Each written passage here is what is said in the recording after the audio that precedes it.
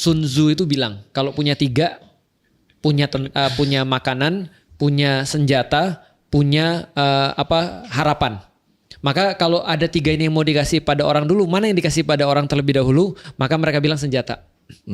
Karena senjata ini, kalau kita pun nggak punya senjata, selama kita masih makan, kita bisa buat senjata.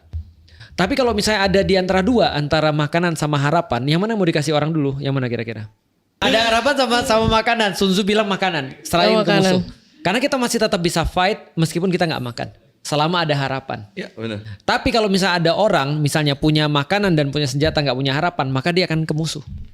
Itu problematikanya. Jadi menurutku makanan itu adalah justru tidak lebih penting daripada harapan. Harapan itu kan tentang masalah pendidikan.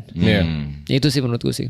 Jadi dalam konteks pemerintah yang sekarang harusnya yang mereka lakukan ya. Nah ini kalau udah melibatkan pemerintah, dia harusnya memprioritaskan para pendidik daripada makanan. Daripada makanan. Walaupun Jelas. bergizi. Walaupun bergizi. Ada yang menarik nih, logikamu masuk nggak ya? Coba. Iya, coba. siap, Logikamu siap, masuk nggak?